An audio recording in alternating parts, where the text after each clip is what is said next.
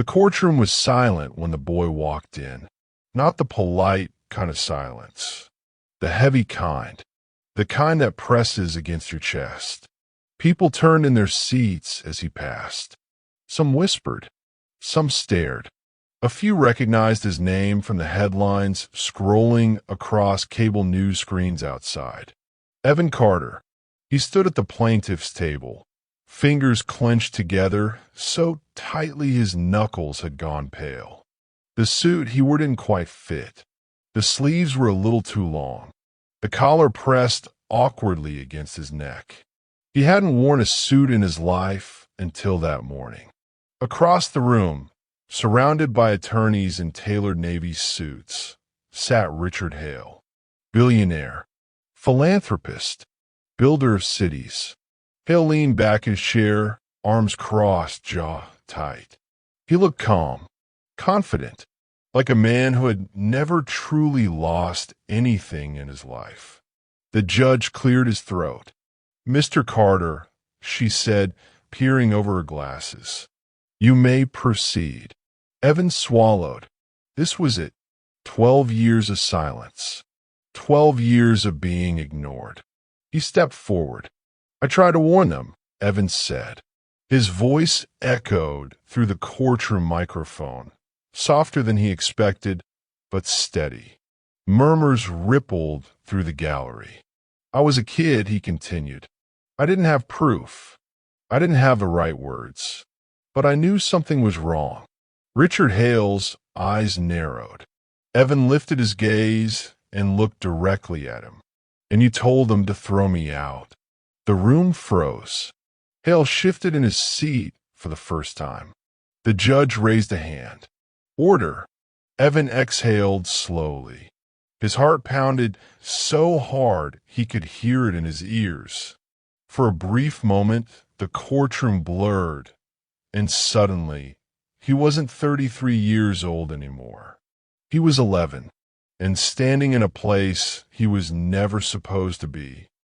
The conference room smelled like polished wood and expensive cologne. Floor-to-ceiling windows overlooked Manhattan, sunlight glinting off glass towers and moving traffic far below. Men in suits sat around a long table, papers spread neatly in front of them, voices low and confident. Evan stood just inside the door, clutching his backpack. He hadn't meant to come in. His mom had told him to stay in the hallway while she finished cleaning. But he'd heard raised voices. One sentence in particular had made his stomach twist. "Once the override is disabled, no one will stop it."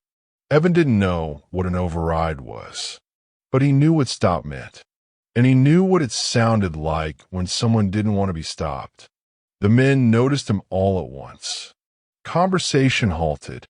One of them frowned. Another glanced toward the door. Richard Hale sat at the head of the table. He didn't look angry, just annoyed, like someone interrupted during an important thought. "Who is this?" Hale asked. Evan's throat tightened. He stammered. "I heard something. I think." Hale raised a hand. "This is a private meeting." Evan took a step forward anyway. His hand shook, but the words came out faster now, pushed by a fear he couldn't explain. "There's a man here," Evan said. "The one standing behind you. He's dangerous." A ripple of disbelief passed through the room. One executive chuckled. Another shook his head. Hale finally turned his chair slightly, glancing at the man Evan pointed to. The man smiled politely. Calm, professional, perfectly at ease. "Sir," Evan said, his voice cracking, "you need to get him out. If he stays." "That's enough," Hale snapped. The word hit like a slap. Security appeared almost instantly. "Remove him," Hale said, already turning back to his documents. "And make sure he doesn't come back in." The guards grabbed Evan by the arms. "No, please," Evan said, panic flooding his chest. I'm telling you the truth. Something bad is going to happen." No one looked at him. As they dragged him toward the door, Evan twisted around one last time. "You don't understand," he shouted. "You don't understand. People will get hurt. People will get hurt." The door slammed shut behind him. The meeting resumed. 3 months later, half of Newark went dark. A massive power failure swept through northern New Jersey during hospitals switched to emergency generators. Traffic lights died. Elevators froze mid-floor. By morning, 3 people were dead. The news called it an infrastructure failure. An accident. Richard Hale appeared on television promising cooperation, vowing improvement. Evan watched from a cracked couch in their small Queens apartment. His mother asleep beside him after another night shift. He stared at the screen. Years passed. Evan grew up the way poor kids do. Fast, quietly, and without anyone noticing. Dropped out of school. He worked. Took care of his mom when her health declined. Learned how invisible people. But he never forgot the man. Never forgot the sentence he heard. Never forgot being dragged out of that room while adults decided he didn't matter. Late one night, sitting in a public library, Evan found a government report about the blackout. Buried deep in the technical language was a single line. Manual safety override, disabled prior to incident. Evan stared at it for a long time. Then he closed his eyes. The courtroom snapped back into focus. Evan's chest rose and fell as he finished his sentence. "I was right," he said. "I was right," he said. And they knew it. Richard Hale's attorney. Objection. Overruled, the judge said. Overruled. The witness will continue. Hale leaned forward now. Fingers pressed together. For the first time, something flickered across his face. Not anger. Recognition. Not anger. Evan saw it. And for the first time in his life, he knew something Hale did. The truth was finally listening. Evan didn't leave the courthouse right away. He sat on the hard wooden bench outside the courtroom doors, elbows on his knees, hands dangling uselessly between them. Lawyers brushed past him. Reporters whispered.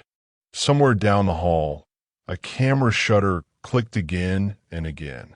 12 years ago, he'd been dragged out of a room like a piece of trash. Now the room was forced to listen. But justice didn't feel like relief yet. It felt like standing at the edge of something unstable, wondering if the ground would hold. When he finally stepped outside, Manhattan greeted him with noise and movement, taxis honking, screens flashing headlines he didn't want to read. His name was already everywhere. Evan Carter, whistleblower, plaintiff, the boy who warned a billionaire. He pulled his jacket tighter and started walking. The memories came whether he wanted them or not. After the blackout, life didn't stop for the world. It barely slowed. News trucks packed up. Officials held briefings. Investigations were announced with serious faces and forgotten weeks later. But for Evan, something changed. He started listening differently. At school, he noticed how teachers dismissed certain kids faster than others. On the subway, he watched how people stepped around the homeless like obstacles. At home, he listened to his mother cough in the early hours of the morning, try not to wake him, try not to be a burden. She never complained. That was the hardest part. Money was always the quiet enemy in their apartment.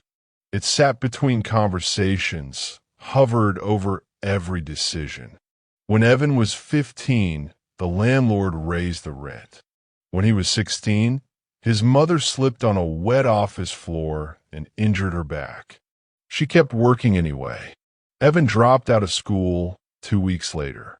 He told himself it was temporary. just until things stabilized. Things never stabilized. He worked wherever he could, loading docks in Long Island City, night shifts at a warehouse near Hunts Point, deliveries in the snow. His hand hardened, his back ached.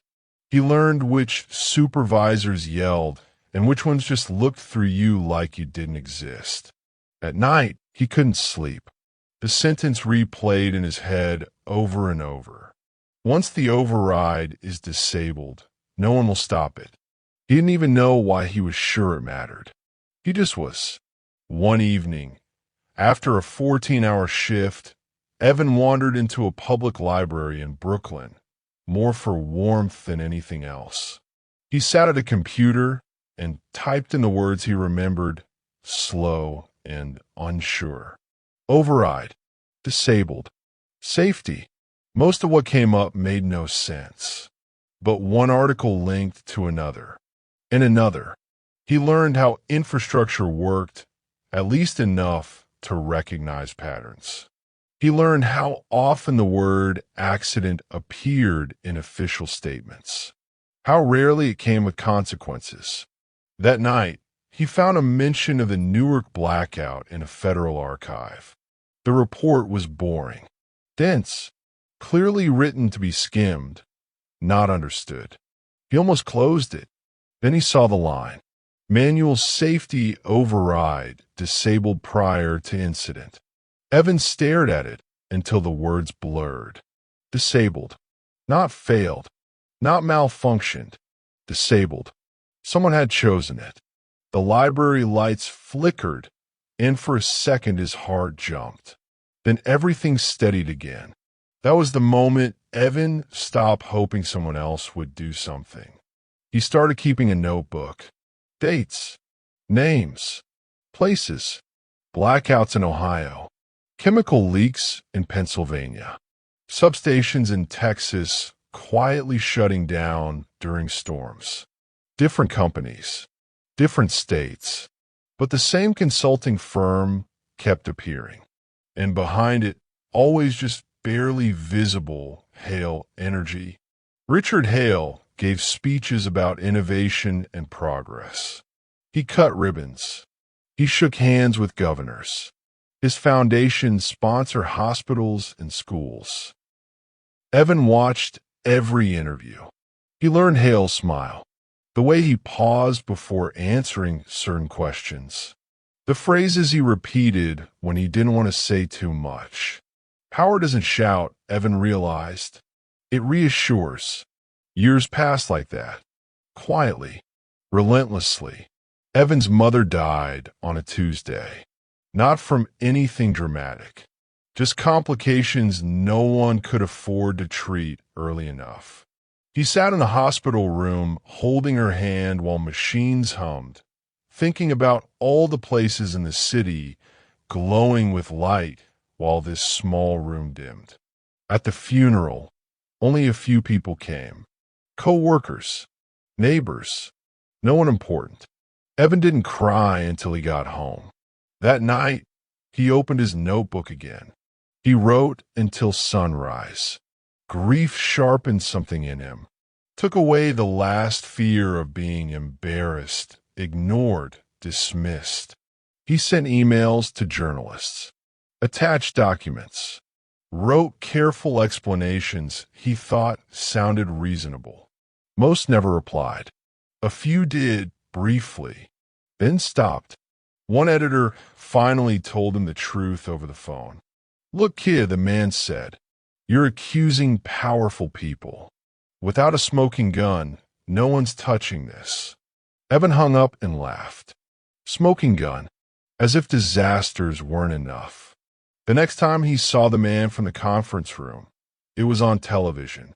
Richard Hale stood at a podium, announcing a major expansion of Hale Energy into renewable infrastructure. Standing just behind him, slightly out of focus, was a familiar face. The smile was the same.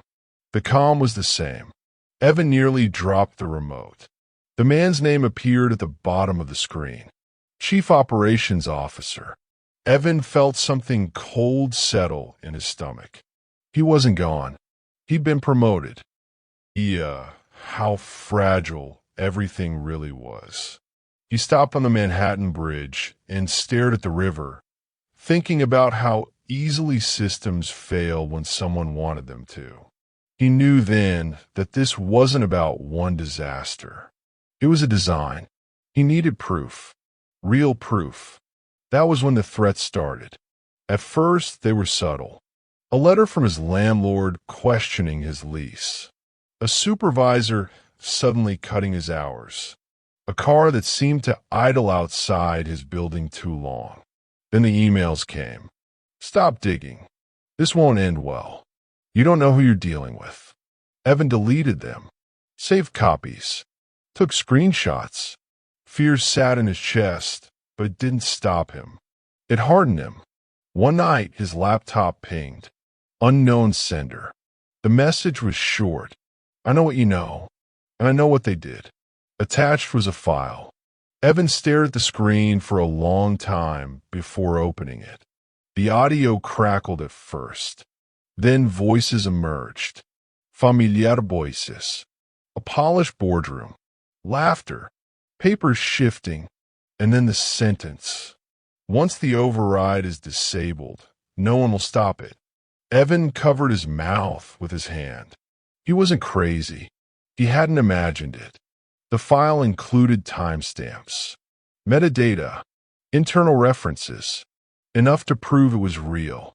The sender followed up with another message. They're watching you. Be careful. Evan leaned back in his chair, heart pounding. For the first time, he wasn't alone. He contacted a lawyer the next morning. The lawyer listened quietly, asked careful questions, didn't interrupt. When Evan finished, the man sat back and exhaled. This is big, he said, and dangerous. I know, Evan replied. The lawyer nodded slowly. If we do this, there's no halfway. Evan thought of his mother, of the hospital room, of the people who died in the dark. Let's do it, he said. The lawsuit didn't explode immediately. It crept, filed quietly in federal court. Documents sealed. Motions exchanged behind closed doors. Hale Energy's legal team responded with confidence, dismissing the claims as speculative. Then the recording leaked. Someone sent it to a reporter anyway. By morning, the story was everywhere. Markets trembled. Politicians distanced themselves. Richard Hale released a statement expressing shock and disappointment, claiming he had been misled by trusted advisors. The COO disappeared, then resurfaced in custody. When Evan received the subpoena to testify, his hand shook so badly he dropped it twice.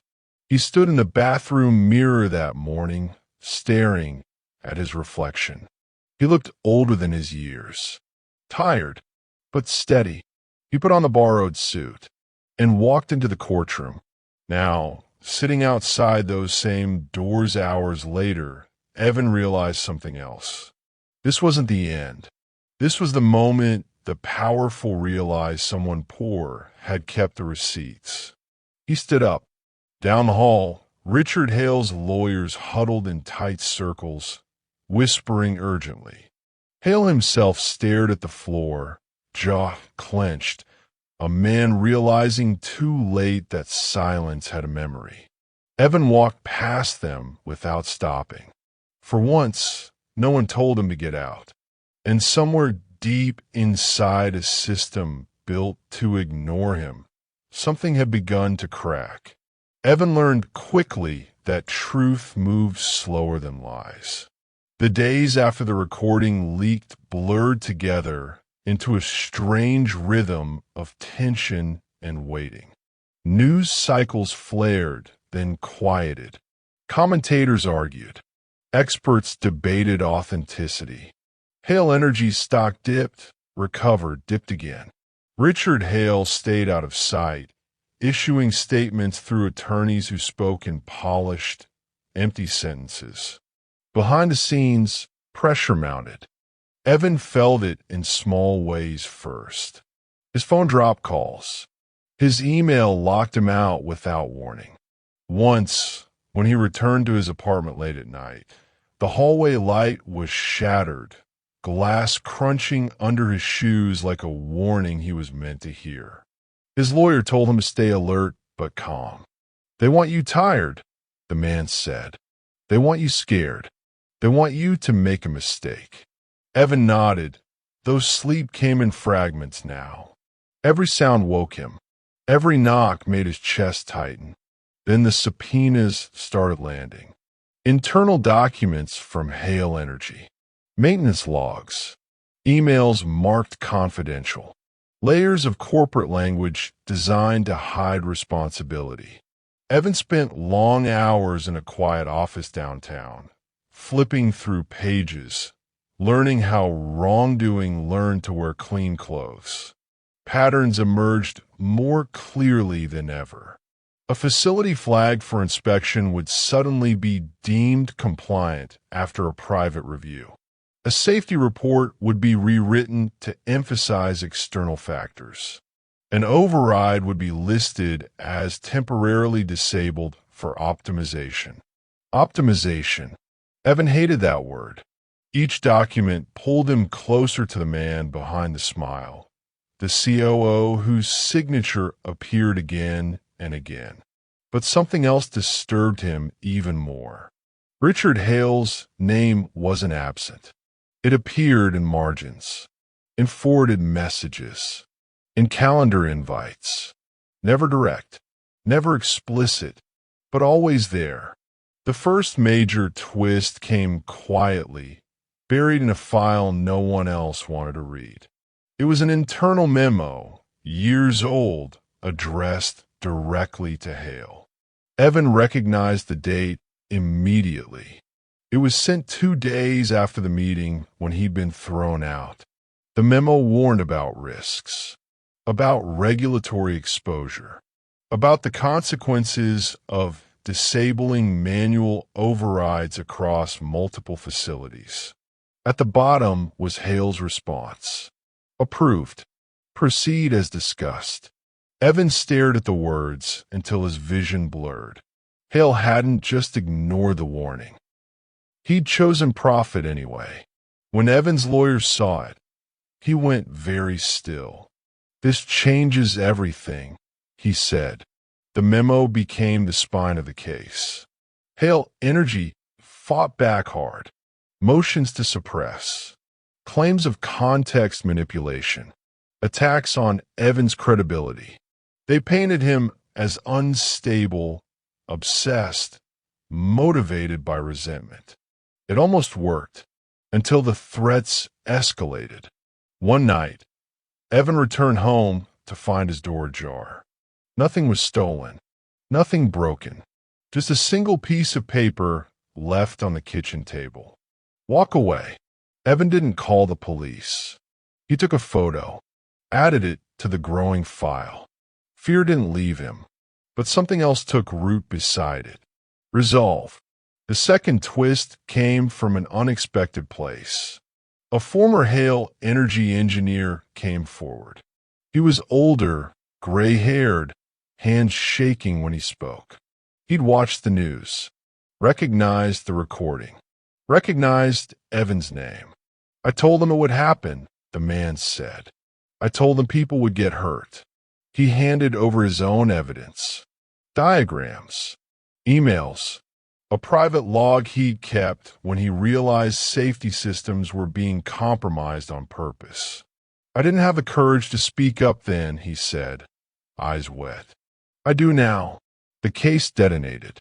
Federal investigators raided Hale Energy offices in New York and California.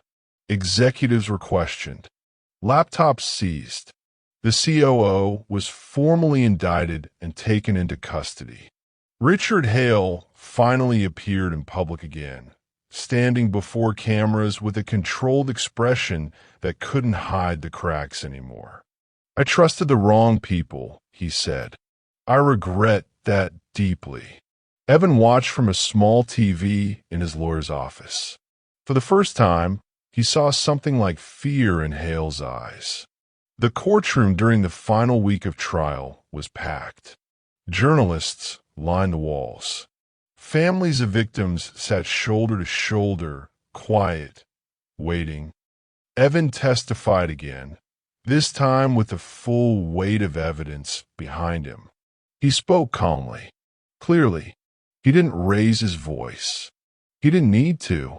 When the memo was entered into evidence, a murmur rippled through the room. Hale's attorneys objected. The judge overruled. Richard Hale stared straight ahead, jaw clenched, hands folded tightly in his lap. The engineer testified next, then an investigator, then an analyst who walked the jury through the pattern Evan had spent years uncovering alone. By the time closing arguments began, the air felt electric. The prosecutor spoke last.